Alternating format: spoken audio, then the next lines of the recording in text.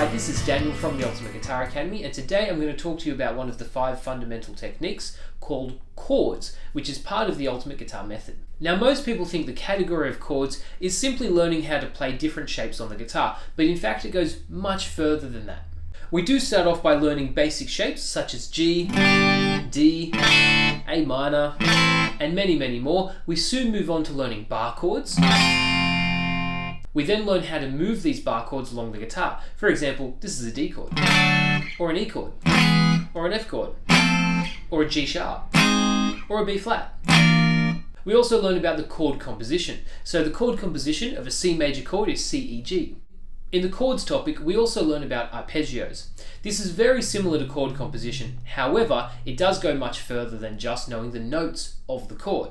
We learn how to play them on the guitar. So this would be a G major arpeggio. Arpeggios can be played in many different ways. We can also play them in a linear format where we move up the string rather than changing strings and staying in the same location. Again, a G major arpeggio. There are more subtopics that fall under the category of chords, and these are often overlooked by many guitarists and guitar teachers. One topic is chord voicings. A chord voicing is a small part of a chord that can be used to hint at different chords because they are similar.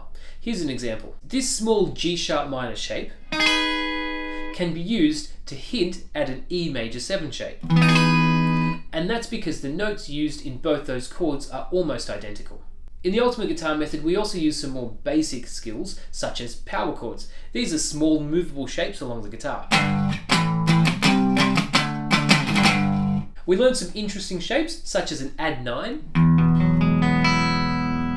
That's a personal favourite of mine. And of course, what would our chord shape be without our right hand strumming? We learn a range of strumming patterns, starting off with the most common, which allows us to play a ton of songs early on in our guitar career. We eventually get into some more difficult areas of strumming, such as the dead strum. This might look really simple and basic, however to actually use it in some guitar playing is quite challenging. There are many different types of chords, such as major, minor, augmented, diminished, 7th, major 7, major minor and dominant 9, 11 and 13.